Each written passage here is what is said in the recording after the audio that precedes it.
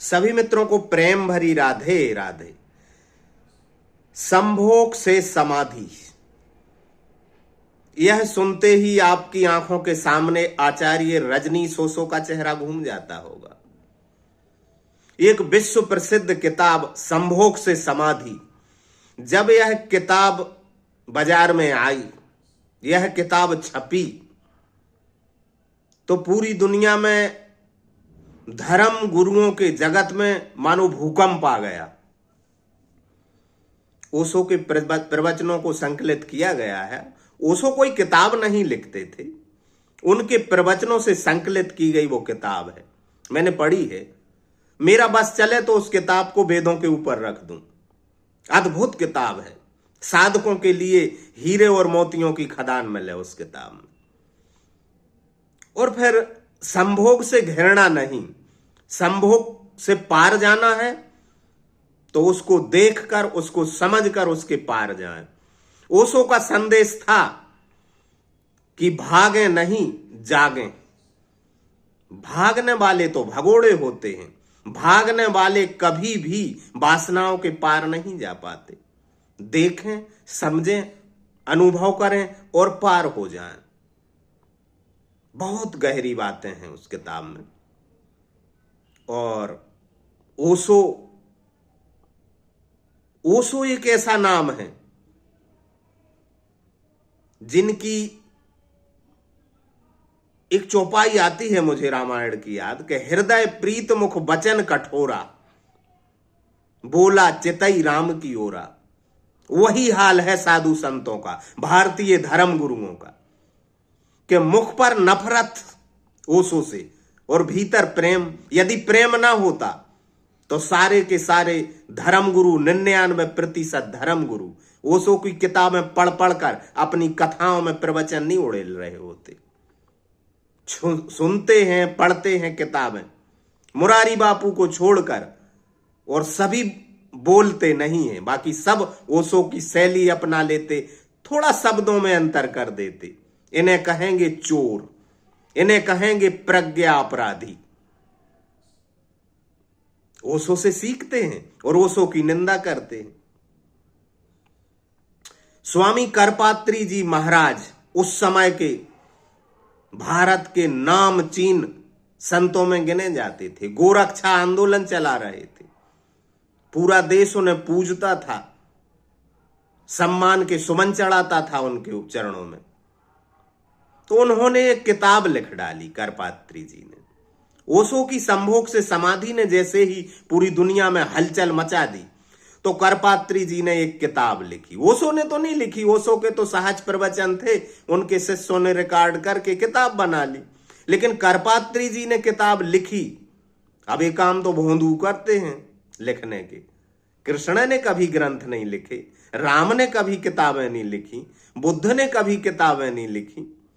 लिखने के काम लेखक करते हैं। बुद्धों को क्या पड़ी किताबें लिखने की? ये काम तो बुद्धू करते हैं, या तो कवि या राइटर करते, समाज सुधारक करते, या कुछ बुद्धू करते हैं। तो करपात्री जी ने एक किताब लिखी, क्या संभोग से समाधि, रजनीश जी का खंडन करने के लिए। और इतना ही नहीं, वो किताब भी भेजी उनने ओशो के पास कि जवाब दें। और शायद करपात्री जी अगर ओशो से मिल लेते तो उनका कल्याण भी हो जाता। करपात्री अर्थात कर यानी हाथ, पात्री यानी पात्र, हाथ ही जिसके पात्र हैं, हाथ में ही लेके भोजन करते थे, इसलिए करपात्री। प्रसिद्ध होने के लिए कुछ उठपटांग हरकतें करना पड़ती हैं बाबाओं को। तो करपात्री जी ने ओशो का खंडन करने के लिए किताब लिखी, संभोग से, क्या संभोग से समाधि, और ओशो को भी भेज दी। ओशो ने कहा कि मैं जवाब दूं। ओशो ने अच्छा फटकारा कि ये लचर धार्मिक भावना, और उन्होंने कहा मैं क्या जवाब दूं, मेरी सन्यासन प्रज्ञा जवाब देगी। अहमदाबाद में उनकी, ओशो की एक सन्यासन थी, पहले जब सन्यासन नहीं थी, कम उम्र की थी, तो अपनी मां के साथ गई होगी, करपात्री जी से मिलने लेवा गए होंगे लोग। तो जैसे ही एकांत पाया, और करपात्री जी ने उसके स्तन पकड़ लिए, मौका ही नहीं छोड़ा। ओशो ने खुद अपने प्रवचनों में कहा है कि प्रज्ञा जवाब देगी। और प्रज्ञा ने क्या बताया? प्रज्ञा ने ओशो को बताया होगा। ये संभोग का विरोध करेंगे जो बच्ची के स्तन पकड़ लिए। उसने मां को बताया, लेकिन इतने बड़े संत थे कि कोई उसकी सुनता ही नहीं। भाई विश्व प्रसिद्ध संत हुए जा रहे थे। करपात्री जी महाराज, पूजा हो रही थी और वो बच्ची के स्तन पकड़ लिए और ओशो का विरोध कर रहे थे। क्या इनने संभोग को जाना? क्या इनने काम का विश्लेषण किया? काम के पार जाने के लिए काम का विश्लेषण जरूरी है। मैं ओशो से राजी हूं। और फिर ओशो तो एक हिमालय है। ओशो का खंडन कौन करेगा? इस पृथ्वी पर ओशो का खंडन ओशो के अलावा कोई नहीं कर सकता। वो जो बोलता है खंडन करने की, वो झूठ बोलता है। वैसे तो निश्चलानंद सरस्वती भी बोल रहे थे कि रजनीश का खंडन मैंने किया था। कौन सा खंडन किया था? रजनीश पार गया हुआ व्यक्ति है, ओशो उस पार के व्यक्ति हैं। इंद्रियों के पार के, मन के पार के, बुद्धि के पार के व्यक्ति हैं। संभोग से समाधि, जिसने समाधि को अनुभव किया होगा, जो समाधि को उपलब्ध हुआ होगा, वही तो संभोग के बारे में बता पाएगा कि संभोग से छलांग लगाकर समाधि में कैसे जाना। तो संभोग करके समाधि के पार, समाधि में नहीं जाते। संभोग सम शब्द है, उसमें ऊर्जा तो एक ही है, नीचे उतरती। संभोग अत्यंत अनिवार्य है, संसार चलता रहे, इसलिए तो संभोग खींच लेता है। प्रकृति की शक्ति है, क्योंकि प्रकृति संतति पैदा करना चाहती है, इसलिए तो वो धारा बहाती है। प्रकृति से लड़ना है, प्रकृति के पार जाना है, वहां समाधि। तो वही ऊर्जा जब प्रतिक्रमण कर जाती है, पलट जाती है और संसार की ओर बढ़ने लगती है, तो समाधि की ओर बढ़ने लगती है। और वही ऊर्जा जब संसार की ओर बढ़ने लगती है, तो संभोग बन जाती, काम बन जाती, सेक्स एनर्जी बन जाती है। ऊर्जा एक ही है। अब मैं समझा रहा हूं, मेरे को तो पता नहीं है, क्योंकि समाधि का मुझे तो अनुभव नहीं है। लेकिन ये जरूर कहूंगा कि ओशो ठीक कहते थे, वे पार के व्यक्ति थे।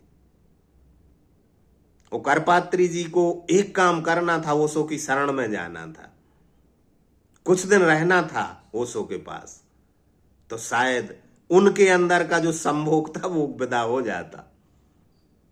अभी मैं नहीं कह रहा हूं, ओशो ने खुद कहा था कि मेरी सन्यासन प्रज्ञा बताएगी। उसके स्तन पकड़ लिए थे उन्हीं करपात्री जी महाराज ने। तो वंचक भगत कहां है राम के, किंकर कंचन कोह काम के। वही तो हाल है। भेष कुछ, रूप कुछ। तो गधा शेर की खाल ओढ़ ले तो शेर थोड़ी हो जाएगा, छलांग थोड़ी मार लेगा।